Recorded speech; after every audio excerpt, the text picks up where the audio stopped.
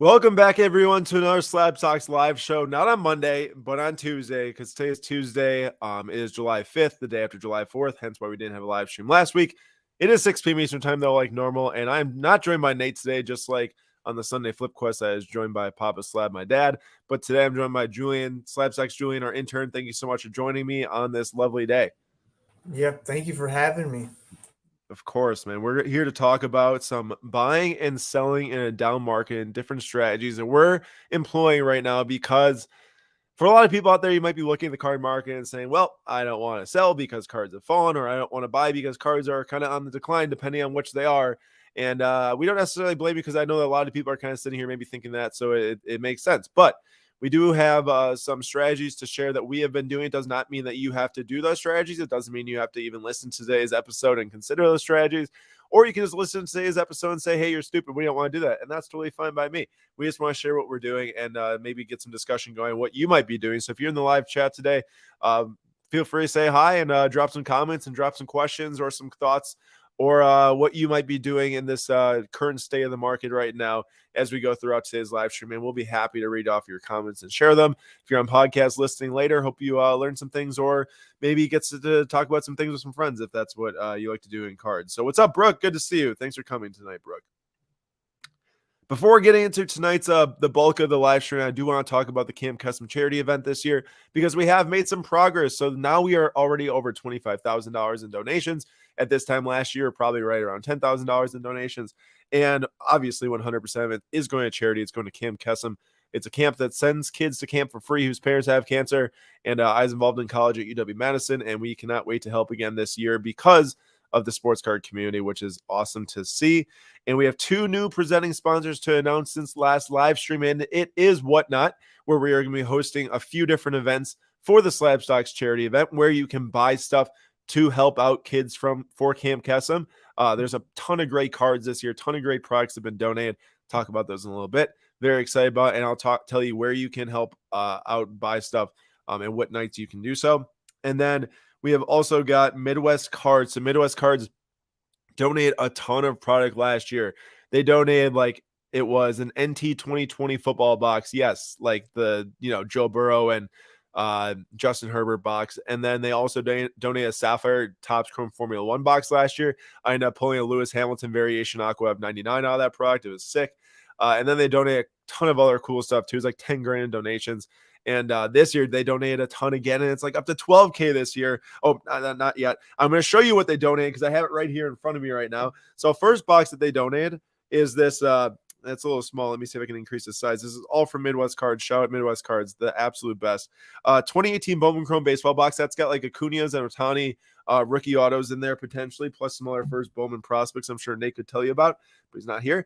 We got a Pokemon Evolutions box donated. This is like $600 right there. Pretty sick. How about for the hockey fans out there, 2015 OPC Platinum. This is McDavid's rookie year. Super pumped about this box. It's going to be awesome. We're opening that on Whatnot. We've got a 2021 Prism NFL Hobby Box. That's like $1,400 right there right now. And then look at this donation. This is probably my favorite that we might get or did get. And this is a 2018 Prism First Off the Line Hobby Box right here. This is Luka, Trey, JJJ, Shea Gilgeous-Alexander, DeAndre Ayton, among like Jalen Brunson and all those other good players from this draft class. So this is like a 4.5 to 5K box right here. And then the last box donated, just got to grab it, was a 2021 NT football box. So this is going to be like the Mac Jones and Trey Lance and Trevor Lawrence RPAs and stuff potentially in there. So they donated all those boxes this year. It's 12 grand product. Midwest Cards is the absolute goats. They do so much for the hobby. They are absolutely amazing, and they have a website, midwestcards.com. If you're looking to buy boxes, great prices on their website. Highly recommend going there if you are trying to buy sealed boxes. And we can't thank them enough again this year for helping out in a monster way. And all those boxes are going to be opened on Whatnot. So as you're looking at right here, these are the 3 different streams we have scheduled right now to help support the Camp Kesem kids. So all the fees are going to be waived by Whatnot for these streams, which is amazing. That's going to result in a ton of saved money and helping connect a ton of people to Kesem too, because there's so many people that buy on Whatnot. And July 19th, I am hosting the kickoff stream for the Kesem charity event, and that is going to be F1, soccer, and hockey only. I'm taking 3 sports. Nate's taking 3 sports. So we'll have F1, soccer, and hockey.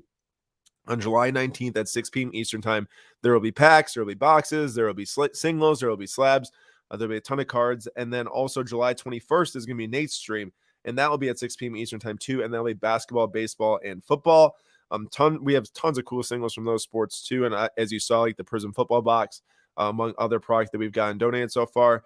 And then on July 28th, we've got, this is actually me live from the National. So I'm bringing the 2018 Prism FOTL and the 2021 National Treasures football hobby boxes to the trade night at the National, Ryan and Jimmy's trade night. And we're going to do a live break there on Whatnot for the two biggest boxes that are donated, the ones I just showed you, to see what pops out and hopefully raise like 10 grand for the kids or something crazy like that.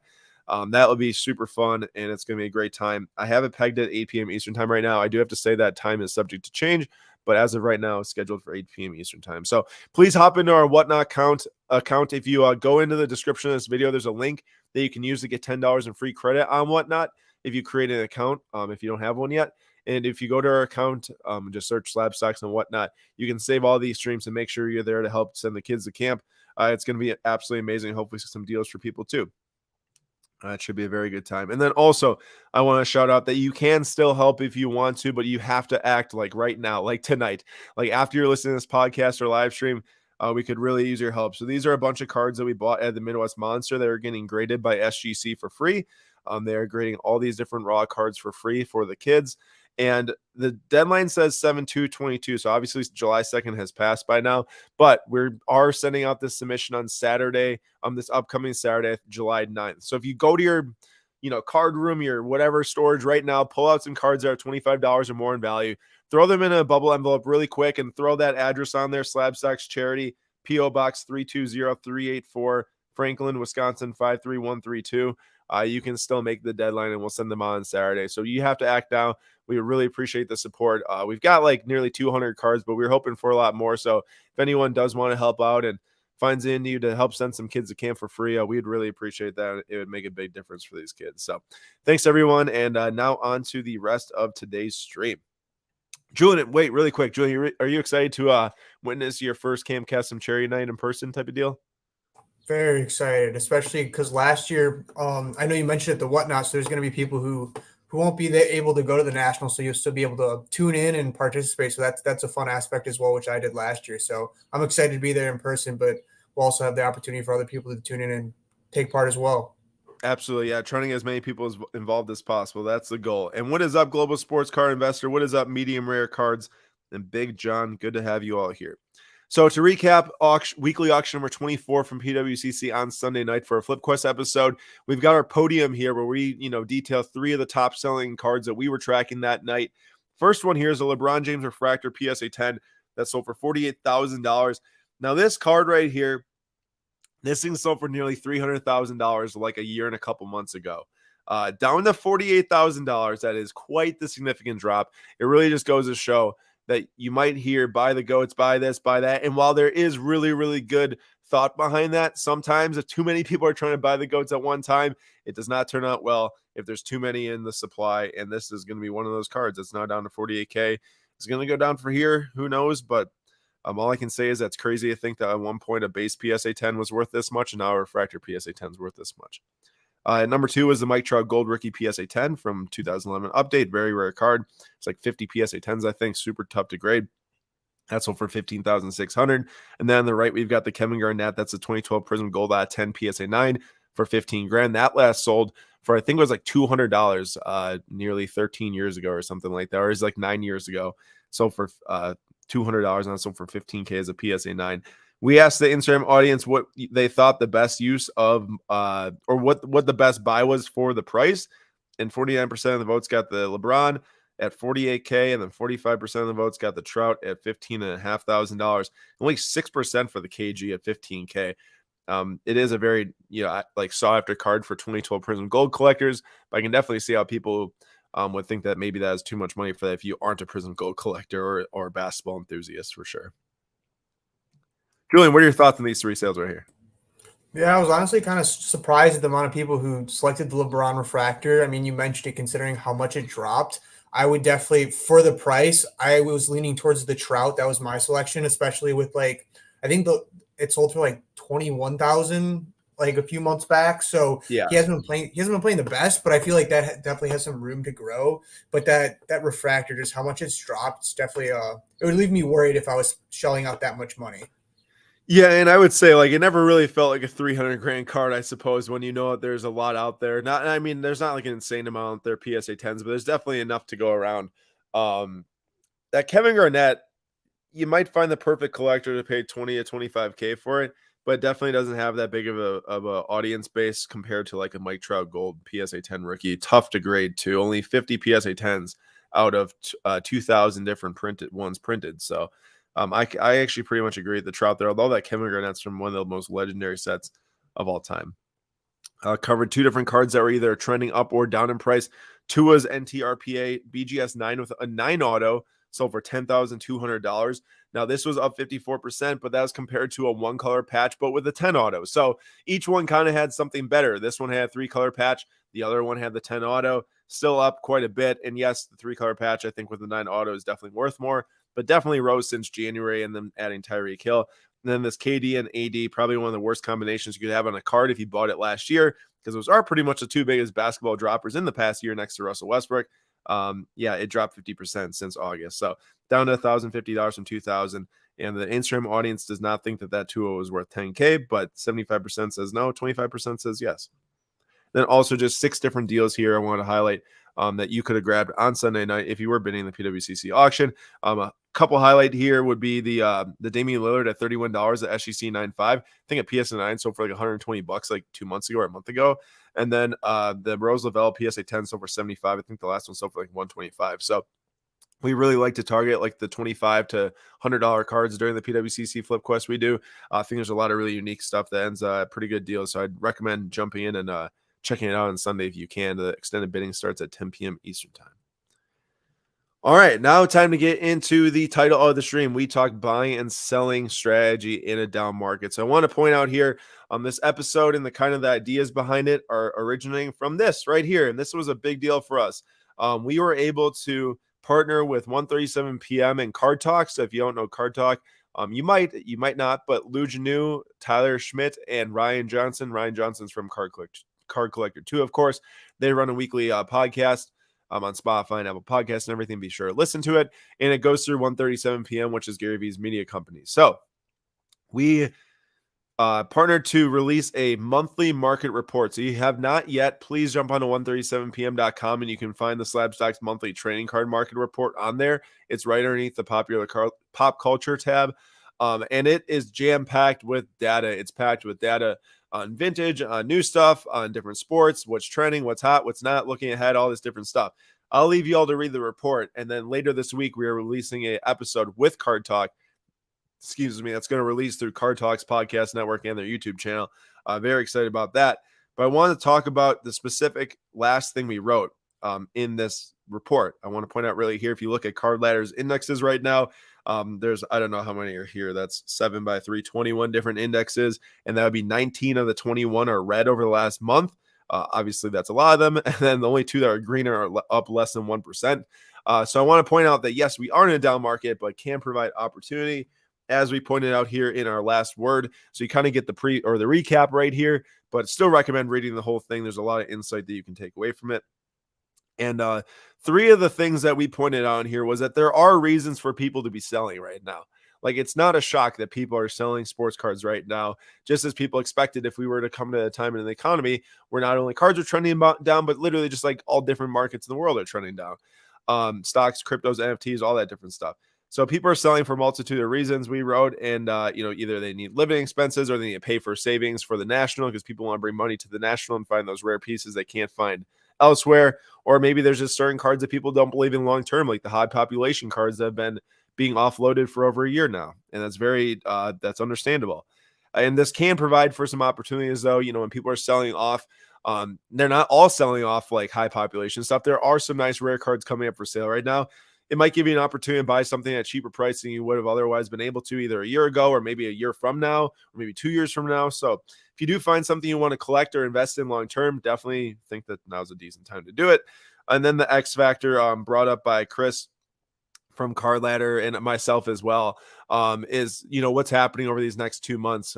Chris pointed out with August coming, with football training camp and NBA preseason and all the different, MVP odds and all that stuff releasing, excitement starts to build. Definitely with the NFL, obviously, and with soccer too, with the World Cup coming. It'll be very interesting to see how the markets react and to see if some of them bounce back or if we're just kind of in this stage right now because of the economy. And then I also pointed out that card shows are super important, because with card shows, you can actually see and believe the excitement around the hobby versus just looking at a sales dollar on a sales history platform, which is obviously good to do. We do it every day, but there's a real feeling around card shows when you get a bunch of people in the room. It's attended more than ever. I'll still say that. It's crazy how many people are showing up to shows. Julian, you had a great experience at the Midwest Monster, no? Yeah, I mean, that was fantastic. As you pointed out, it's hard to tell just online bidding on stuff because things are down, but the amount of people that were at the Midwest Monster, it was great. And I mean, it just showed how strong the hobby still is, even if in a down market. But yeah, I had a great time. So I'm really looking forward to the National later this month. Awesome. Yeah, I'm super pumped about it. So I just talked a lot. You maybe caught some of it, you maybe didn't, but we're going to walk through the strategies now. And this will go a little bit slower pace than me just rambling for the last, 15 minutes. So our first strategy here, which is kind of obvious, I don't want to just state a lot of these will probably be obvious to you. Okay. So you might sit here and think, Aaron, we're already doing this. All right. That's cool. Good to see we're on the same page. If you haven't been thinking of these, then hey, maybe, if other people agree with us and say, yeah, we're doing that strategy too, maybe there's something to it. Or like I said, please, going throughout today's stream, if you have any strategies to add into here to maybe help others out, we'd appreciate that and we'd read them off. So I want to call out a couple things here from Global Sports Card Investor quick. A good friend of mine has started Australia's biggest and best touring card show, the Hobby Hangout. I did see that was coming up. I think I saw like Tyson Beck reshared or something like that. That's pretty cool. So congrats there. And what is up, George? And then Jim, how we doing? Good to see you.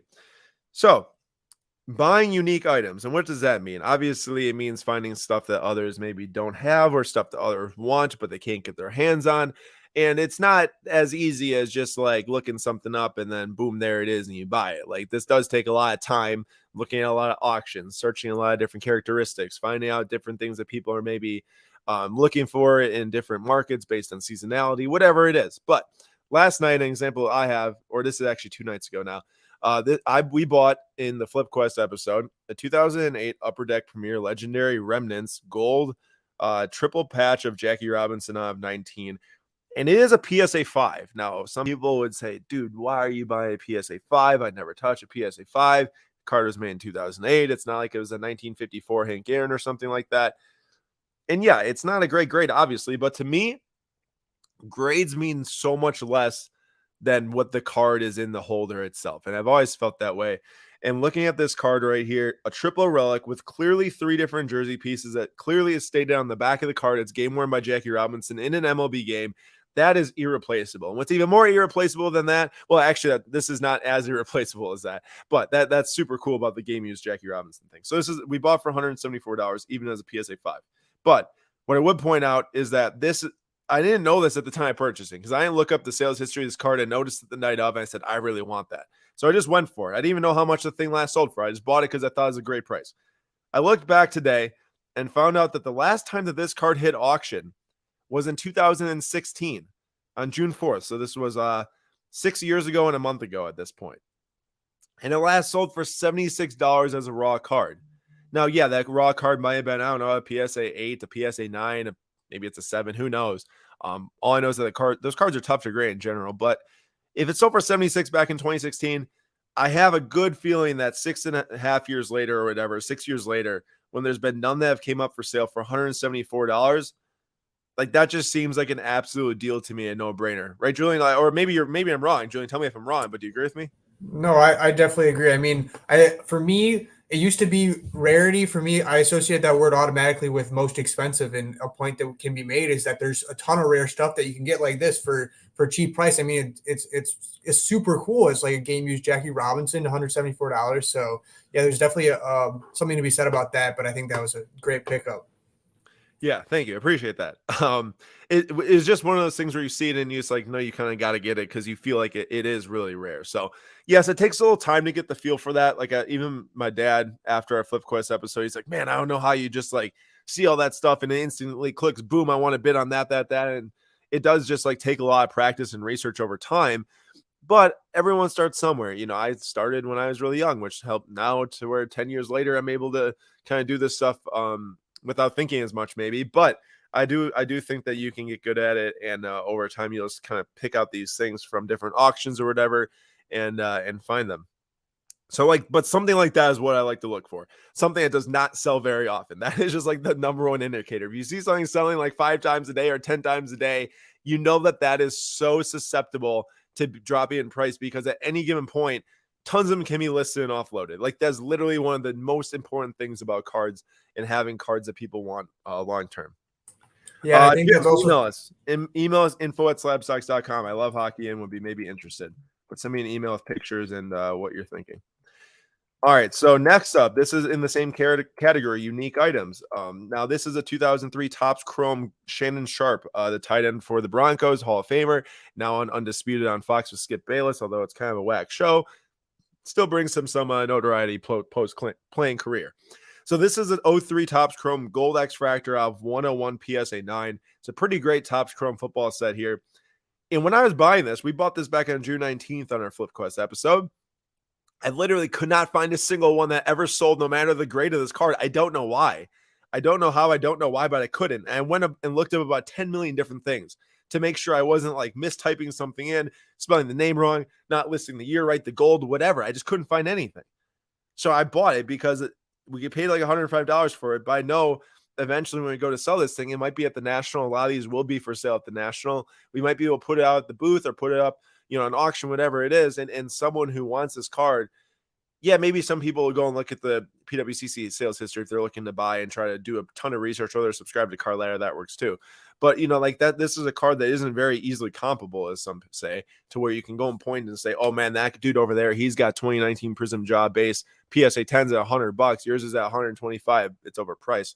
Type of thing where you can kind of put the card out and name your price. There's none really others out there.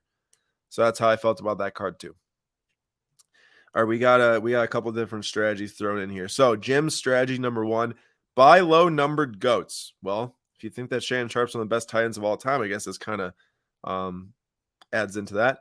And then we had a strategy number 1, I think, from Global Sports Card Investor, which is actually probably should be the number. I wasn't listed in any numerical order. There's just going down the list, But Global Sports Card Investor says strategy number 1, buy what you like. And we have got to agree with that. If you don't like what you're buying, you're not passionate about what you're buying, or there's certain things about the card that makes you not like it, eventually you just won't like it and you wish you would not have spent the money, or you'll be upset if it lost value because you really didn't like it that much. I don't want to use the caveat like, oh, if you buy something you like and it goes to 0, then boom, you can just be, oh, nice, I got a card I like. But it's kind of true. I mean, as if you're a collector like myself, or like whoever else is out there, and you buy, I bought a bunch of Orlando Arcia cards, and yeah, I thought that maybe he'll become the next great Brewers player before I knew a whole lot, and then he didn't. And now Orlando Arcia's on the Brewers. I still like the cards I got because it reminds me of my first big prospect investment that didn't work out. So I actually just listed some of those for sale the other day for the first time because he hit a walk-off for the Braves now, which is crazy. But either way, it's a great strategy from Global Sports Card Investor. And then Julian, what else does he have here? You read off this one. I feel like you got something to say about this. Strategy number 2, do your research, from Global Sports Card Investor. Yeah, I definitely think, it's hard to put in order, but that's definitely at the top of my list, just considering, like, especially with rarity, the topic we were just talking about, something like Aaron said, if something's selling 5 times a day, you want to know that and potentially not go into that card. But then also if it's like more rare, then you can know, like, more of a name your price type of thing. But research is definitely key. If you just go in and buy it not knowing what it's worth, it's not the best strategy. Yep, I agree. We got some other ones to read off here. Strategy number 1 from Brooke Peterson. Strategy number 1 is to buy numbered cards or rare cards of players I collect. Very good. Strategy number 2 from Brooke, avoid buying boxes, especially retail, almost 0 chance to get your money back. Yes, ripping packs is definitely not for the ROI, but it is for the fun. So if you're looking for fun, that is definitely where you can go find it, but also know that to get ROI is like very, very difficult to do. You got to open so much product to actually even potentially see ROI. And at that point, it's a huge risk. So, but it is fun. It is how I got into cards. I always say that, and ripping a pack here or there doesn't hurt anyone. Unless you rip too many packs here or there, then it could hurt people. Jim Baker, strategy number 2, anticipate the next superstars or players about to sign lucrative contracts. So there's a lot of contracts just signed in the NBA. Bradley Beal, John Morant, Devin Booker, Karl Towns, Jokic all just signed massive contract extensions. For better or for worse, for some of those players, it could help or hurt the market. Bradley Beal, I love that he re-signed there for Johnny Davis now to learn behind him or next to him and stuff. But for Bradley Beal's market in itself, moving to a massive team that's going to make a push for the championship would have helped his market way more than re-signing with the Wizards. Do you agree with that? Oh yeah, for sure. Maybe like the Bulls. Just kidding. They stink. Maybe like the Bulls. I mean, we're gonna win the championship next year. I was hoping we got Rudy Gobert, a nice little trade for that, but I wouldn't have been happy with giving up as much as the Timberwolves gave up for him. Yeah, that was a little crazy right there.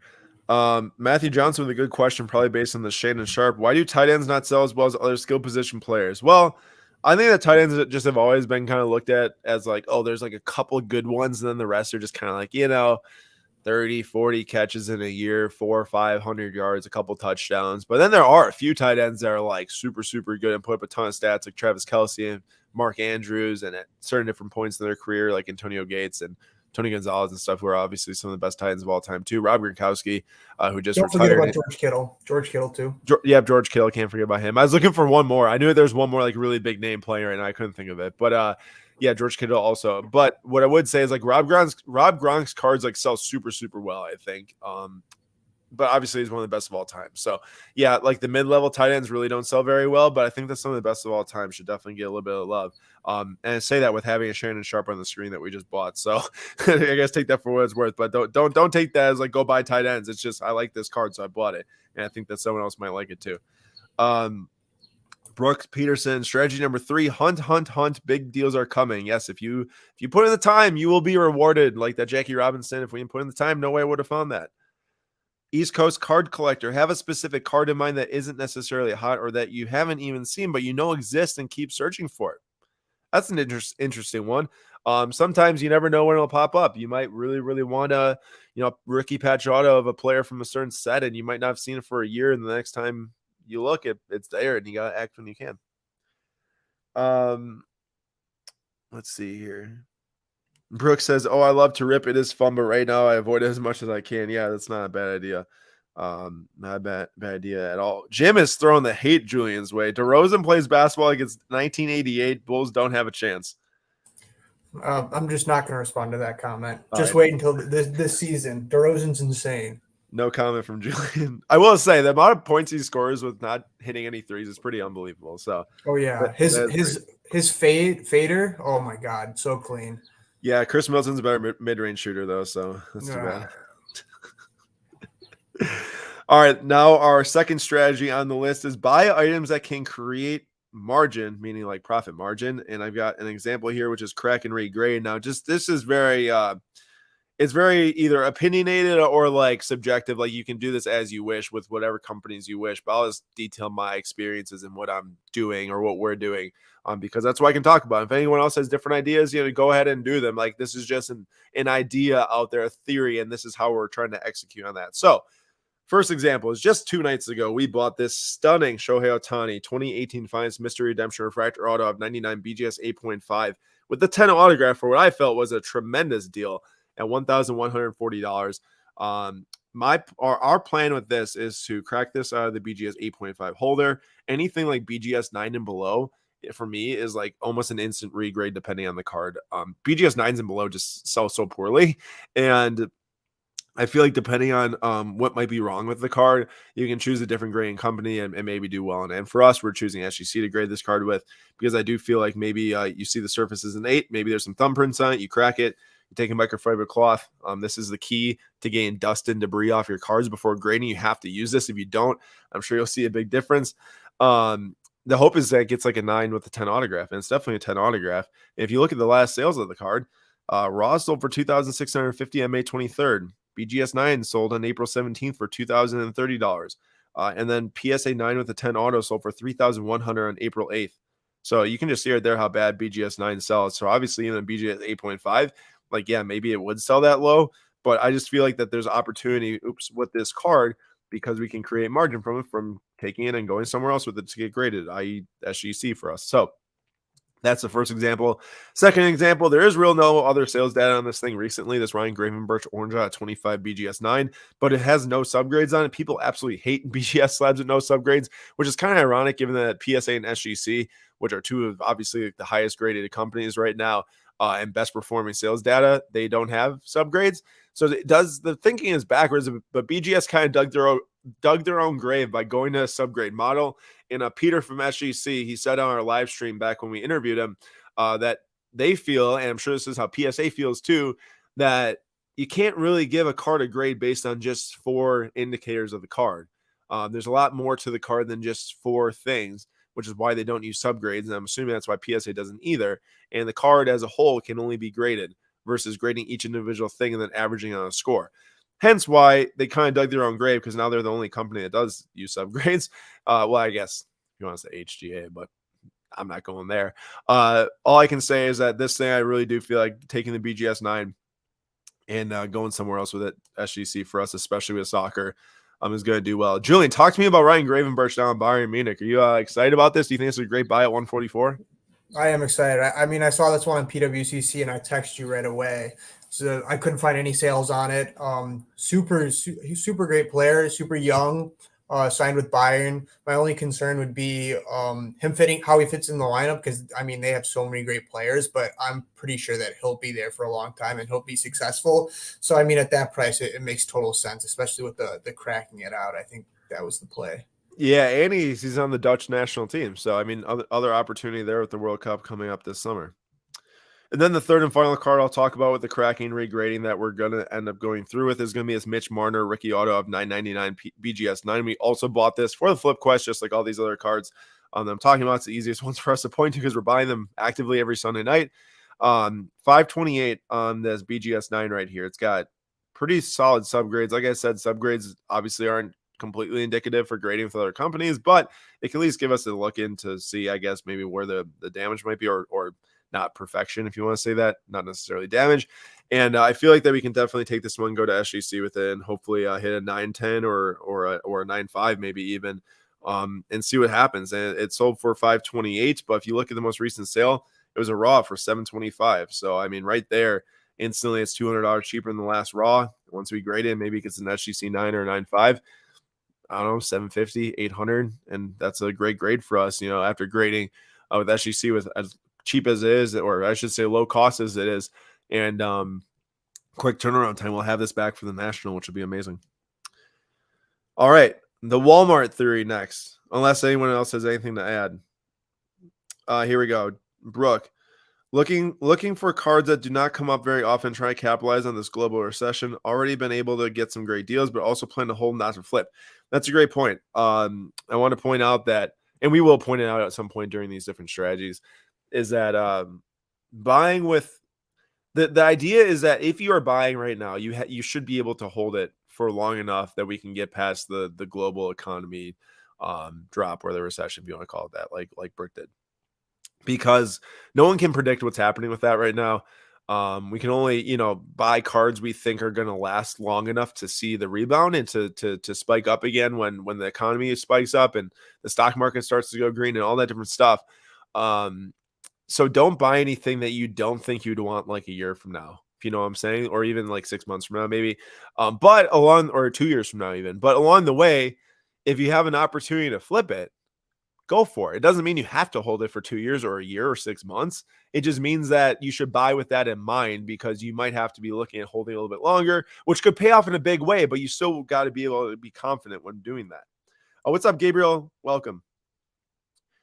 And then Brooke said, being from Canada, I am heavy for awesome Alphonso Davies cards before World Cup, and Canada making it for the first time since 1986. Julian, any projections for Canada, the World Cup this year?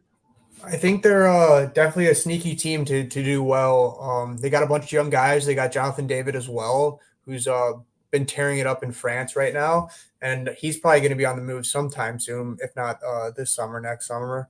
But yeah, I think they're a sneaky team. They definitely gave a USO run for their money when we played them, and I'm excited for them, even though they're technically, we faced them. They're a rival, I guess, but I am excited for them, and I love Alphonso Davies. Also a comment here from Jim. The next big name in the NBA will be Scoot Henderson. Remember that name, boys? Scoot Henderson. I saw something on Instagram of him like throwing down some nasty dunks or something like that. I'm not really sure if he's going somewhere. You said by 2025, him and Anthony Edwards will be the best two players in the NBA. I would be really, really surprised if the names of Luka Doncic and Giannis are not the two best players in the NBA by 2025. They both have got over a decade of career left in them.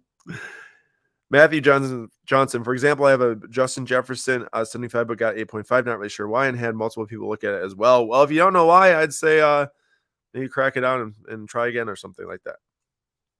All right, on to the next strategy called the Walmart theory, which I guess can be taken for a couple different things. But the theory here in the Walmart theory is like buying cheap and affordable options right now, given the global economy that people might not have, you know, 300, 500, 700, 1,000, 2, 3, 5, $10,000, whatever to spend. If you can find stuff in the ranges of 10, 20, 30, 40, $50 and find it at maybe a higher scale, a lot of different ones like that. At least for us going to the national, we feel like that might be a play to where people can afford these things, afford these little, you know, fun collection pieces, and take pride and happiness in buying something you really enjoy for not a lot of money. So the idea here is buying something like, you know, this is a 2019 Topps Star Wars living set, the child PSA 9 of Baby Yoda. We bought this the other day for $26, and yeah, it's not a lot of money, and the last sales are anywhere between 26 to 35 to 40. But 26 to $40 or 26 to 35, it's something. You do that a ton of times over and it'll add up. And just something like this is, I could just see someone who's like, oh man, I like the Mandalorian, so I just want to buy this, versus like, oh, I know I need to take this thing and flip it for $75 or something, like they might do with like, I don't know, a Scoot Henderson card in 2 years, I guess, or something like that. And then the next example we've got here, we bought this Hermione Granger. This is a PSA 8 from the Philosopher's Stone sticker set, 2001 Panini, bought for $31. Like something like this, I definitely think will sell pretty decently at the National. So it's cheap, but I feel like someone's going to want it because you can't just walk to the next booth and find something like this. But you might, you know, find those people that want those types of cards. Julian, if you were to buy one non-sport card to try to flip at the National, what would it be? To flip, that's hard. I mean, I've always loved the Marvel PMGs. The one on my list is the Daredevil PMG, the red PMG. I think that's such a sick card, but I don't know flip wise because Marvel stuff has definitely been going down. It was really high, Yeah. but I guess that would be the card I'd want to get. I don't know if I'd want to flip it, but Yeah, I got that too. It could be a collection piece. Yeah, I mean that's a card on my list. I think it's super cool, and I love that TV show too, the Daredevil TV show on Netflix. It's one of my favorites. I was gonna say, I feel like you'd have to like that show to actually want to buy that, because I don't know a whole lot of people actually watch that show, but you named it, so there you go. I guess I know one now. All right, next one is cards you're long term on. So we kind of talked about this a few different times between the stream already, but the next strategy is buying cards that you're long term on. And that to me means exactly what I said like 5 minutes ago. It means that 2 to 3 to 5 years down the line, you would want to see yourself have this card and have the ability to sell it for either more money or just hold on to it if you need to hold it longer, or whatever it is. Who knows? Or maybe sell it for less money, you go buy something else. But my point is that cards you're willing to hold on to for a long time are cards worth buying right now if they're rare and you feel like that there's opportunity to get and you couldn't get it maybe at another time for a better price. So 2 examples that we did of this is one, a couple months back on the Flip Quest on Sunday, whoever's there, I'm sure you saw us buy this. Nate said, Aaron, we have got to get a Julio Rodriguez card. His cards have dropped in price because he started the season very poorly for the first 3 weeks, but he got called on a lot of different looking strikeouts and he has a great eye at the plate.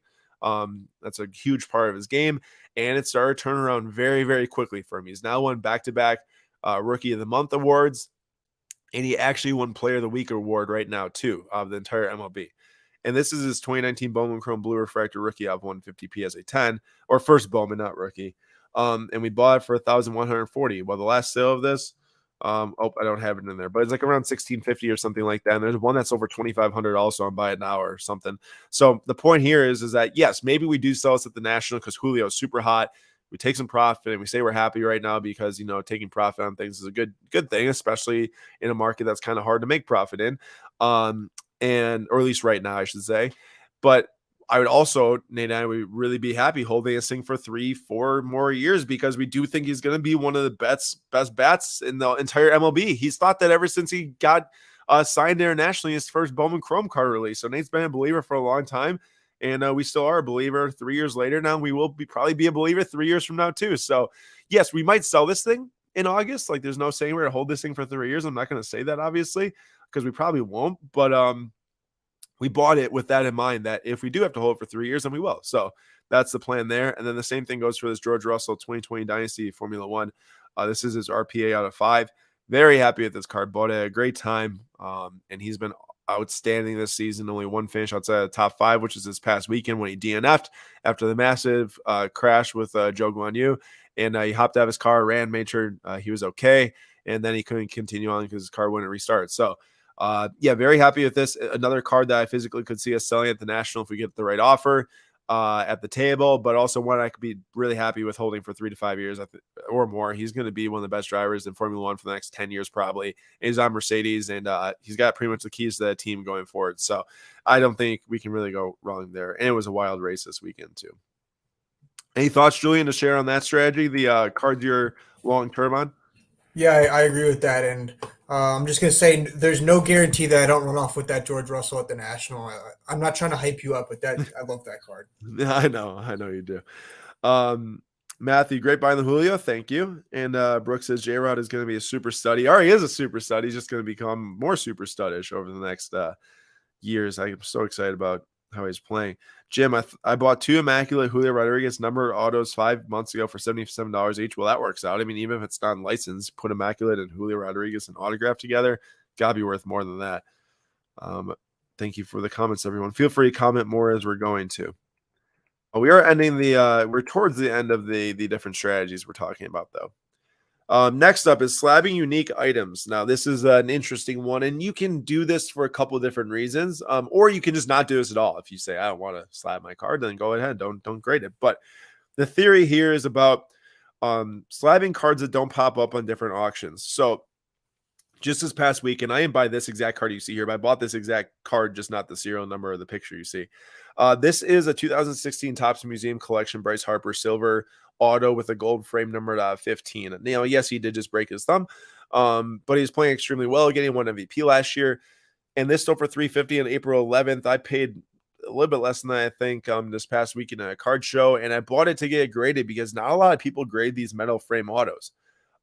It's a sick card, but they just don't get graded that frequently. And with PWCC right now, to sell in their auction, the card pretty much has to be slabbed or encased. And the plan is to either 1, sell this thing at the National, or 2, afterwards, sell it when he comes back from injury and slabbed, and it can sell through PWCC's weekly auction.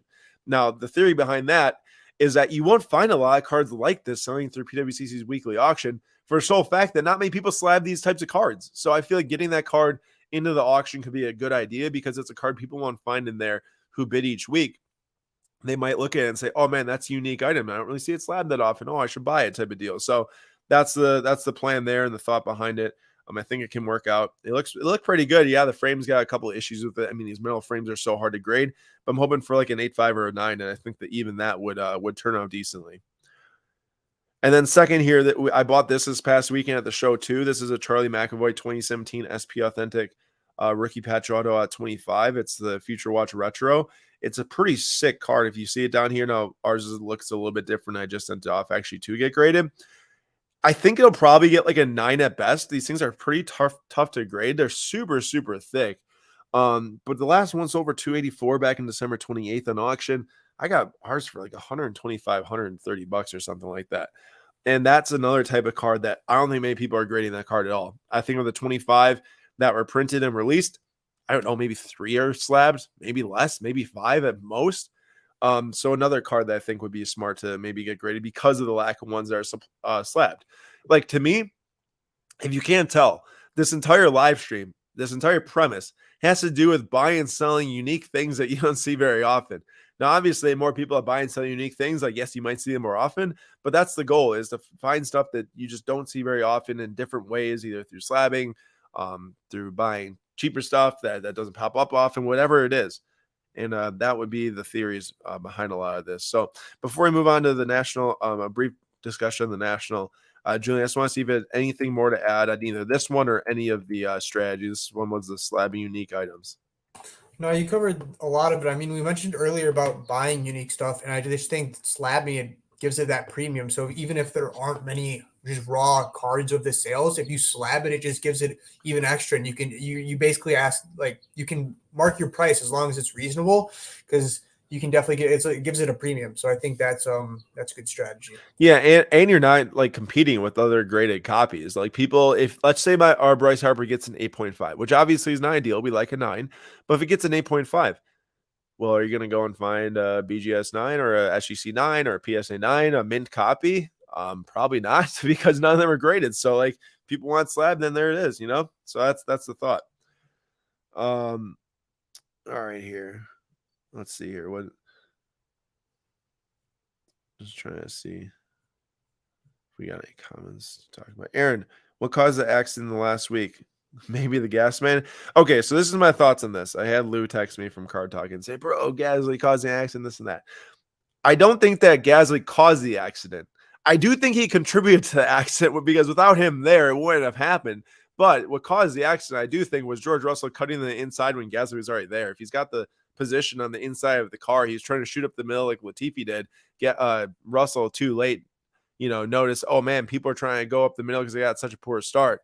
He tried to close it off, but he's too late closing it off, and ultimately that's what made him spin into Guan Yu Zhou, which then flipped his car obviously and skidded all the way to the fence. But yeah, it was just an unfortunate situation. I mean, these cars are moving so fast. I don't really like blame anyone for it, although Gasly and Russell are my two favorite drivers. So then there might be some bias there, but still, I do think it's just kind of a really unfortunate situation. I'm so happy that Guan Yu Zhou's okay. Obviously, like just the pictures, the aftermath was crazy. Literally, the halo obviously saved his life, but if you saw the pictures, his head was probably a millimeter from just scraping the ground, which is crazy. So yeah, that was wild. Brooke, I bought heavy on rare cards of injured players who are due to come back this year. Jamal Murray, SGA, same way I did with Burrow and Acuna after their injuries. It's a great idea. Julian, what do you think about the old injury purchase? Have you done any of that in the hobby? I have not, but I definitely think that could be a play. If you as long as you do your research, it's a high risk, high reward type of thing. Because like you said, Joe Burrow, I mean, that was definitely a very profitable buy, in Acuna as well. But then there's also times it hasn't worked out. I know many people. An example would be like Michael Porter Jr. And he's coming back. Oh yeah, Michael Porter Jr. Right? Yeah, he had the Yeah. back injury. Yep. Yeah, so he's coming back. I know a lot of people are like trying to pick up his rare stuff, but that's one where if he comes back super strong and he signed that crazy extension, then it'll pay off. But at the same time, you could lose quite a bit of money if it doesn't work out. But that's the name of the game: high risk, high reward. I like those type of plays. Definitely. I agree with that. And sometimes the safe ones are the better bets, but there's not much thrill, or there's no more thrill than buying something and flipping it or selling it later down the line for like 3 to 4 times the money. It's pretty thrilling, I will say. It's less about the money, more about the game in my mind a lot of times. All right, on to the next one. So we've got the National Sports Collectors Convention coming up at the end of this month, obviously, in Atlantic City, in New Jersey. The first time it's been held there in, I think, 4 years or something. First time I'll ever be going. This will be my 6th or 7th national, but I've been to Cleveland and then Chicago nearly 5 times, I think. So this will probably be my 7th, or maybe it's my 6th. I can't remember. Either way, it is coming up, and I wanted to point this out because I think that this is having a large effect, and maybe outside of just the normal, economy pullback in all different markets. Nearly every single year, we see this have some sort of an effect throughout the marketplaces. A lot of different attendees going to attend the national. I highly doubt they're buying at the rate that they would the other, 9 months of the year. I'd say 3 months before is when people start to sell things, save up. You're not only seeing more supply hit the market, but you're seeing less people buying because they're waiting for this show.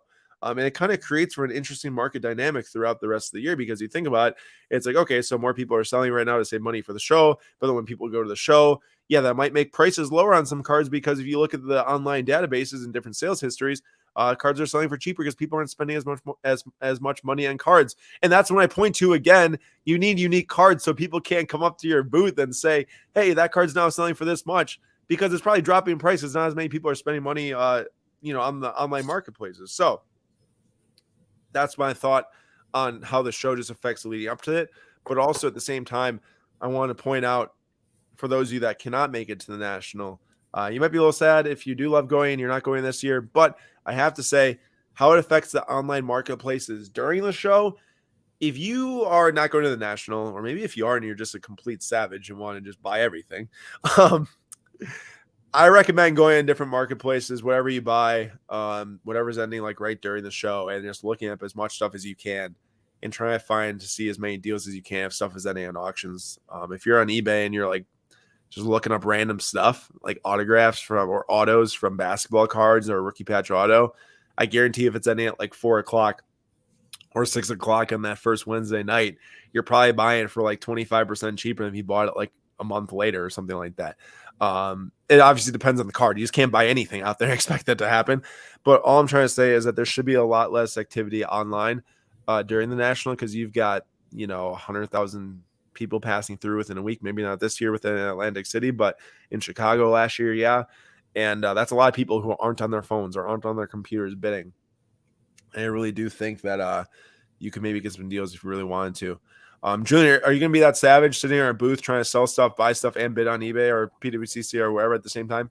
Yeah, probably not. This is a great point, though. I hadn't really ever thought about this, but it makes total sense. I would think the majority of the people at the national are not going to be walking around on their phone trying to buy stuff. So it's definitely an opportunity that's there. But yeah, it's a very good point. But I will not be one of them. I mean, I'm focused on SlabStox, right? Yeah, I'm not going to be on my phone, you know. Well, that's a good answer. The only way you should be on your phone is if you're either pricing cards. Excuse me. Oh, excuse me. Sorry about that. Pricing cards to buy or pricing cards to sell Of or course, making of content. course. But yeah, I would say if you're sitting at home, it could be some opportunity there to go after if you aren't able to attend the show. Julian, why don't you walk us through what you experienced last year? Because last year was your first time at a card show ever, and now what you're expecting this year and what you're looking forward to. I'm gonna go grab some water really quick while you're talking. Yeah. So, I mean, I'd preface this by saying I would not do this. This is what I did. It was my first card show ever, so I decided. I live at my hometown is Glenview, so it's a suburb of Chicago. So I was like, hey, it's like a 20-minute drive. So I decided I'd go one of the days. Hadn't ever been to a card show, and walked in, and I was basically like a kid in a candy store. So if I could go back, I would have gone to like a smaller show first, just to get a little bit of an experience. But I had a blast. It was a lot of fun. But yeah, I definitely have some tips that came out of it. Now looking back, like I would have done a little different, or now going to this national that I have, Aaron, are we going over this now, or is there another slide for like tips? Should I just give some tips? Okay. So, one big one is, not as much as you want to is not to buy cards right away. There's so many cards and so many dealers. I walked in and the first booth, there was something I wanted to buy. So I would have an overall idea of what you're looking for, maybe create like a list on your phone, and walk the room for sure. I think I walked the room one or two times before I actually made a purchase. And another thing I would do is keep notes of where the stuff is you're interested in. I did not do that. So I had no idea if there was a nice card that I saw. I was then tried to find it again, which wasn't exactly successful. I would keep a list of cards you pass, and like I think there's booth numbers, so I would do that. And then yeah, I would just make sure you do your research as well. So not spending your money right away, walking around and noting anything you see, and then just doing your research. Those were my three biggest takeaways. Awesome, love it. And then Ron says, or buying something cheap right away to get out of your system. You can do that too if you're walking around and you need to buy something. Find that $10 card of your favorite player, stick in your pocket, and keep moving along. And there's actually, go ahead. You go. Okay. There was one more thing I thought of. I forgot to add that I actually thought of like 30 minutes ago, and I hadn't thought about this before. And I watched a ton of videos prior to going to the national, like tips and tricks. Was if you're looking for like something from a sports team in particular or a player in particular, to wear their like shirt or a jersey. So I wore. I'm a Manchester United fan, so I wore a Manchester United jersey, and the number of people who were like, "Oh, I have a bunch of soccer cards that I don't have out," and like pulled out their case of stuff, soccer stuff. It helped a ton because there's a ton of stuff that people weren't looking at. And I noticed that. So that would be another great strategy as well. You don't have to do it, but I just noticed that everybody's super friendly. So if you're wearing something and they have that's not out or like a personal card, they'll show it to you, which is super cool. That's a great tip. I actually really like that. Good call on that. And this year, now that you'll be wearing your SlabStox team gear, I totally expect you to get all the deals. There you go. Yeah. Just messing with you, messing with everyone else. Jim said Black Jade Wolf, I think, has a lot of soccer. Yes, definitely shout out to Black Jade Wolf. Sharon's a great lady, runs a great company, and I definitely recommend going to her booth. She's got insane stuff. And as John points out, she's a one of a kind collection. Definitely true. Last thing we're going to cover here for the last few minutes is trading at the National. So this has kind of been happening since I'd even say like March to May of maybe, I was going to say last year, but I can't remember. All these years are blending together now. My point here is that trading is probably going to happen at pretty high frequency at this show. Given people's cash positions right now and what they need to have money for and everything, like, yes, there will be cash spent at the National. There's no doubt that people who are spending money, how much, who knows? But my point is that people who have cards, a collection, maybe some of it's went down in price, maybe some of it's went up in price. They're going to bring those cards to try to trade at the show because it's just easy to say, okay, I'm taking this card and moving into this card. Where if your card dropped from like $500 to $300, you feel better trading it for another card that was once $500 because you're not really like losing the money out. You're just kind of like moving into another investment, so to speak. And I think that this is going to happen at a pretty high rate at the show. And I think that a lot of people are going to be trying to pull off moves to maybe build up their collection. It provides a unique opportunity, something you can't really do online unless you like know people super, super well. I do not feel comfortable trading at all online. I really don't ever. The only time I would ever trade is if I physically know someone very well. And even I know people very well and I trust a lot of people, but there's just some stuff that like you just don't want to send it through the mail if you're not actually receiving money for it, whatever it is. And I do think that this provides you unique opportunities for people. And one of those people would be Julian at the last show. So Julian, why don't you maybe detail your experience of pulling off some different trades and how you like came away really happy from the show, even if you didn't walk in and like make a massive sale or buy something necessarily. Yeah, so my first trade went down at the Midwest Monster.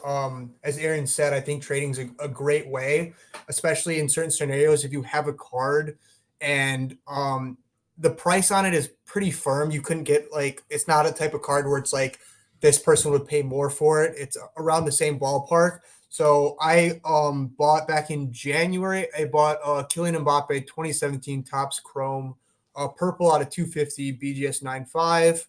My thought process there was at the time I was thinking he was going to go to Real Madrid and then the World Cup coming up. So I thought I had a ton of potential to grow.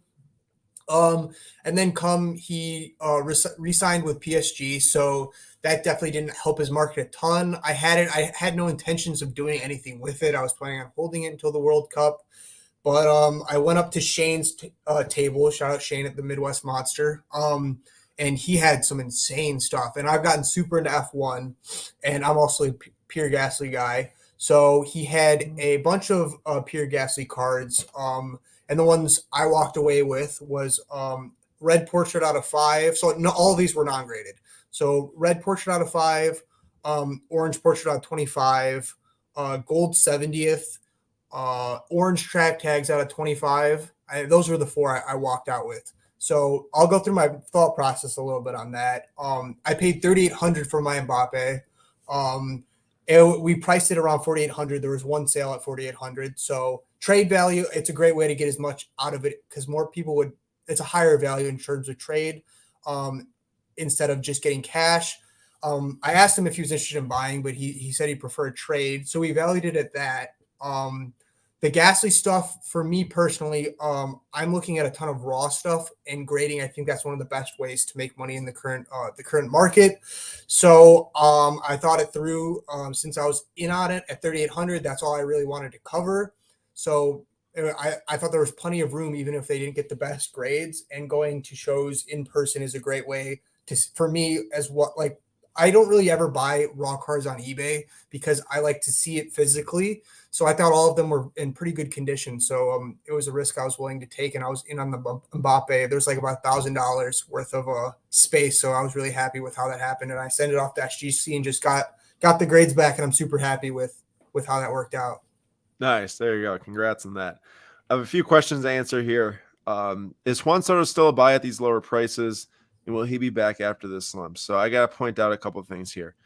Juan Soto, yes, he is not hitting that well to start the year. If you look at the batting average, it's quite low. Right now he's hitting 226. Now, I will point out, like, just about all averages in the league are down.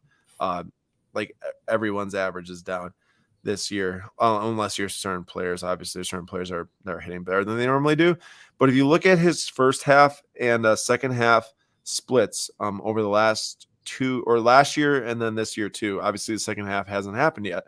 But last year he had, this is kind of challenging. I'm on Baseball Reference.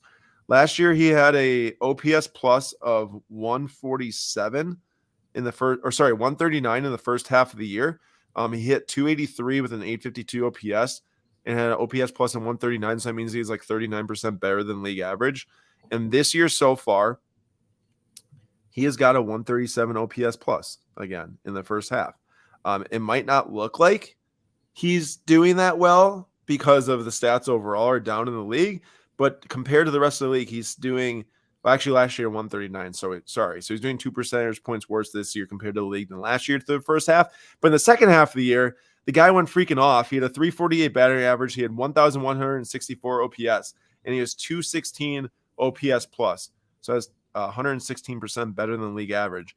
And it's yet to be seen what he does in the second half of this year. But if I learned anything from Nate, the point is to don't worry about a Juan Soto first half underperformance, because Nate last year was ripping on Soto. He said that he was one of the most disappointing players given the expectations coming into the year, even though he still did well in the first half. This year is kind of a similar story, but he's got 15 home runs. Like, he is hitting a lot of home runs compared to last year, even through the first half. And I expect hopefully big things for him to come the rest of the year. And that is being said from someone who has 3 different nice cards of Juan Soto right now for our Flip Quest. We just bought a Juan Soto 2021 5-star 3-color patch auto out of 10 at the last show I went to this past weekend, plus have a Heritage Refractor Rookie out of 569 SGC 95, and have a Juan Soto 2020 Brooklyn Collection Platinum auto 1 of 1. So yes, we are investing in Soto, but for good reason, and think it's a great time to buy. Now, that's also our personal opinion. You got to do with it what you will. We could be wrong. Like, we're not always right, or even sometimes right. We just like to collect cards and kind of make guesses from or educated guesses from there. And this would be an educated guess, is that hopefully the second half of the season goes a lot better numbers wise. Joseph says 2 Mount Auto rookies in cash couldn't get Aaron to let go of a Pulisic rookie. Well, I've only had like 2 Pulisic rookies in my life, honestly, so I'm not really sure what that one's in reference to. But you might be correct. I mean, depending on what the card it was, I have like 1 million mounts. So if I had like 1 Pulisic, there's a chance I'd said no at some point in my life. And then Jim's saying Kevin Durant to the Warriors. I'm still not believing it, Jim. I just still can't see the Warriors like bringing all that hate back. That would make no sense to me. And then Joseph says KD might stay, Kyrie and Simmons leave, and Lillard and AD come in. Well, that would be something else. And yeah, I couldn't see Lillard get traded for Kyrie. That just doesn't make any sense. I guess not up to Portland. Lillard has a trade clause. Well, I guess that may be correct. Who knows? Well, he can't really I guess the trade clause blocks teams from trading him. It doesn't mean that he can any player can demand a trade in this day's market, I guess. I mean, it happens all the time, but we'll see. We'll see. All right, Julian, anything else anything else you have to say to wrap up this conversation here?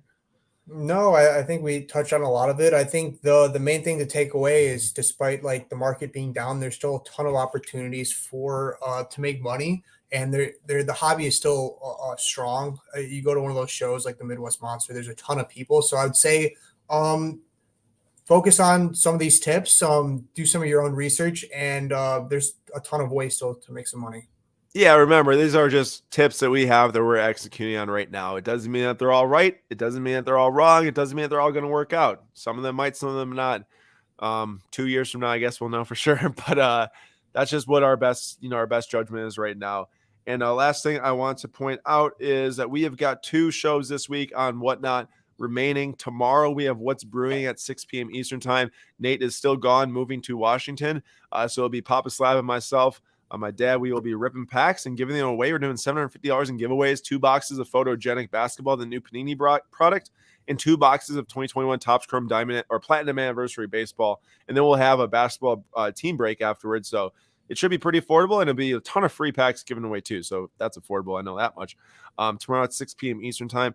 And then also this upcoming Thursday night is our massive break of the month, as we're doing 4 boxes of every year of Topps Finest Soccer, which means 4 boxes of 2018 Topps Finest Soccer, 4 boxes of 2019 Topps Finest Soccer with Holland rookies, and then 4 boxes of 2020 Topps Finest Soccer with the loaded rookie class.